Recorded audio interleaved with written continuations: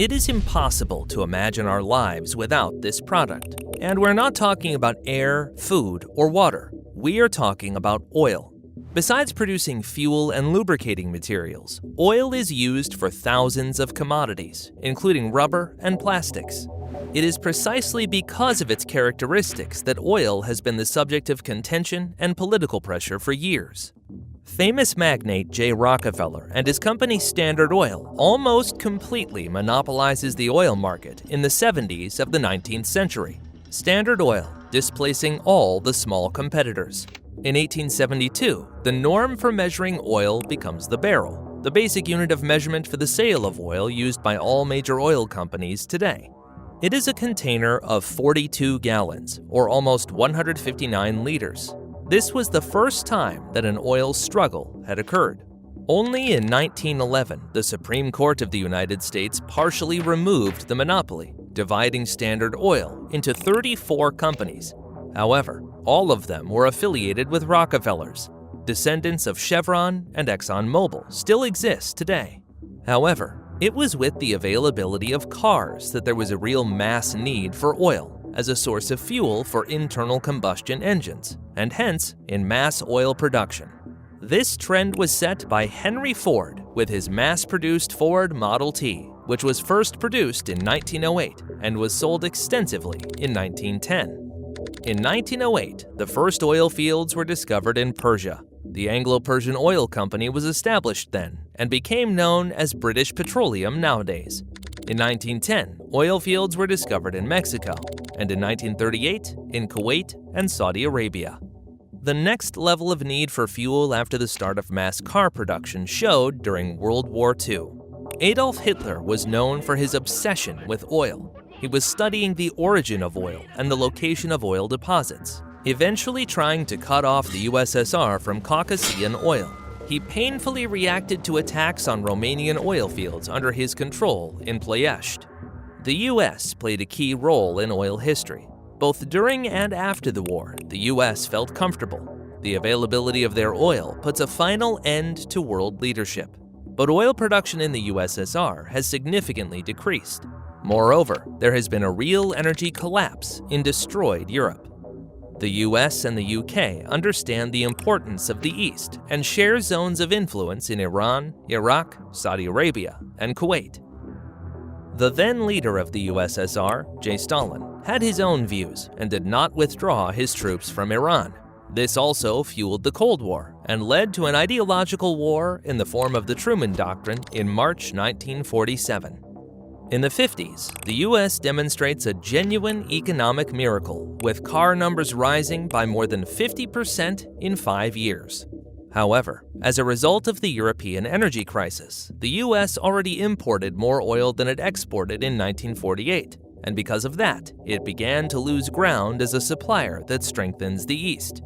The legendary Marshall Plan, which was actually the European Recovery Program, also included a shift from coal to oil to support industry, further increasing dependence on the Middle East. In the same year, Saudi Arabia discovered the world's largest oil field of up to 80 billion barrels. 2 years later, Saudi Arabia established the national company Saudi Aramco, which is today the world's leading producer. In the spring of 1951, massive demonstrations were held in Iran, leading to the nationalization of the Anglo-Iranian Oil Company. In response, Britain and the United States imposed an embargo on Iran. Although due to the lack of sufficient tankers in the USSR, Tehran could not agree on the sale of oil. A significant rapprochement between the two countries occurred. The U.S. worried about the possible imposition of communism in the Middle East, where more than half of the world's oil reserves were stored. The USA organized a coup d'etat in 1953, codenamed Operation Ajax, which resulted in the return of Shah Pahlavi, who was loyal to the U.S. In 1956, one of the most famous oil conflicts took place. Britain, France, and Israel stood up against Egypt.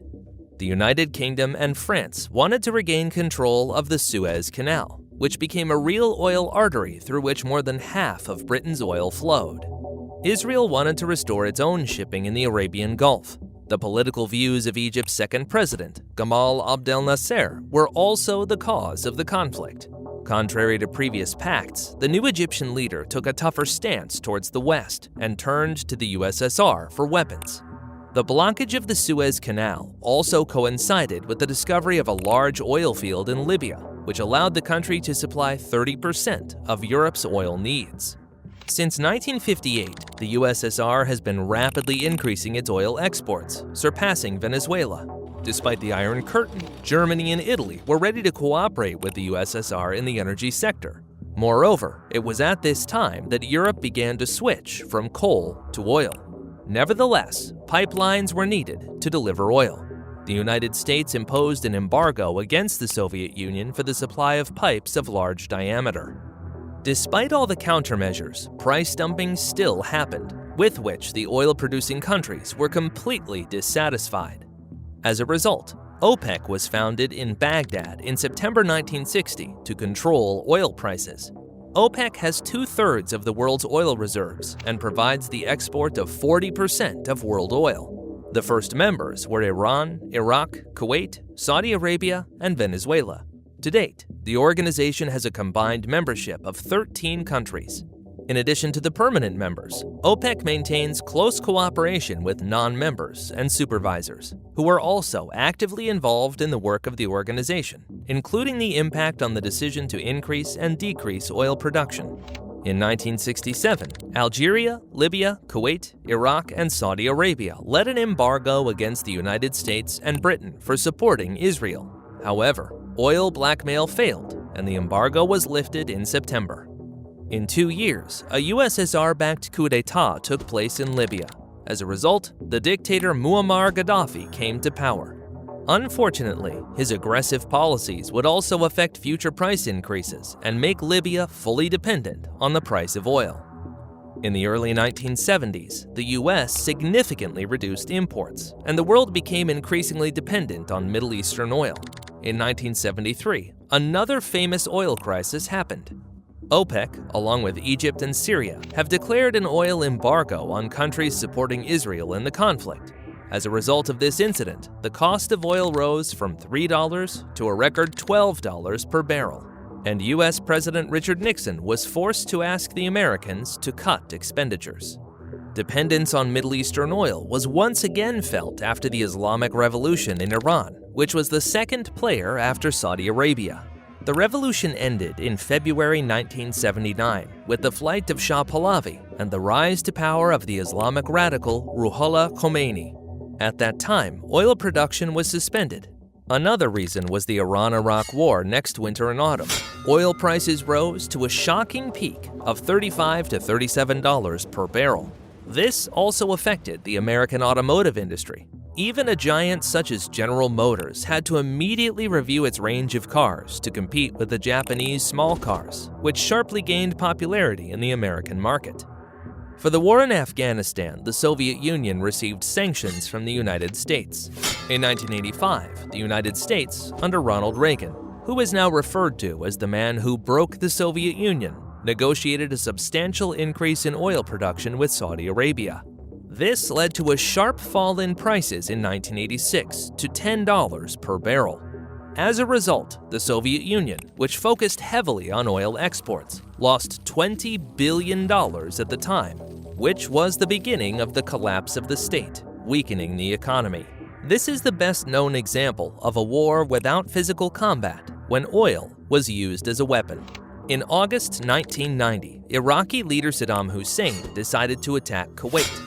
As a result of Kuwait's excessive production, the value fell to $7 per barrel, which was significantly lower than planned by the OPEC countries. Iraqi forces occupied all of Kuwait and began to destroy Kuwait's oil infrastructure, drilling wells, pumping stations, and processing complexes. The end of the conflict was put by the US, led by President Bush and its allies, with Operation Desert Storm. It ended with the deoccupation of Kuwait and the return to power of the third Emir Jaber III on February 28, 1991. In 2000, OPEC again set a stiff price of $35 per barrel. As a result of a sharp increase from the previous range of $20 to $28, Belgium, UK, France, and Germany were experiencing fuel protests. At that time, there were also strikes in Venezuela, resulting in a reduction in oil production and fuel production. As a result, in 2004, the price rose to $53 per barrel. The following year, the most devastating hurricane in U.S. history, Katrina, made the situation even more difficult. It paralyzed oil production in the Gulf of Mexico and pushed the price of a barrel to a record-breaking $71.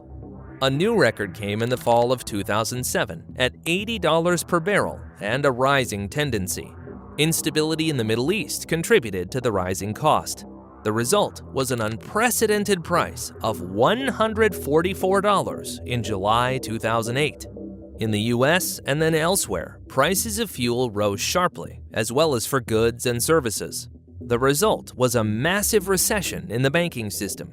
The US was facing a non-payment crisis, leading to a global economic crisis and a drop in oil demand. With it, the cost per barrel fluctuated in the range of $35 to $70 per barrel in 2009. After the Russian invasion of Ukraine, the price of oil rose from $98 per barrel on February 28th and reached $129 per barrel on March 8th.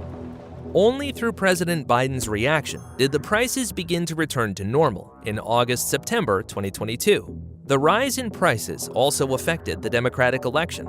The record net profit of American oil and gas companies for 2 to 3 quarters was more than $200 billion. This is an absolute record in the U.S. As of November 2022 to January 2023, the cost of a Brent barrel ranges from $77 to $93 per barrel. Skirmishes around the oil issue have not disappeared till today. At the beginning of 2023, OPEC is led by Saudi Arabia. In October, the country agreed to help Russia by cutting oil production. However, under pressure from the U.S., it has already abandoned this strategy. Over the past century, the share of oil in global energy use has grown steadily. Because this resource is limited, scientists are actively seeking alternative energy sources. After a while, mankind will switch massively to electric vehicles, giving up ICE. But the total need for oil will not disappear. So, it is not known whether the energy clashes will stop before these resources on the planet obviously run out.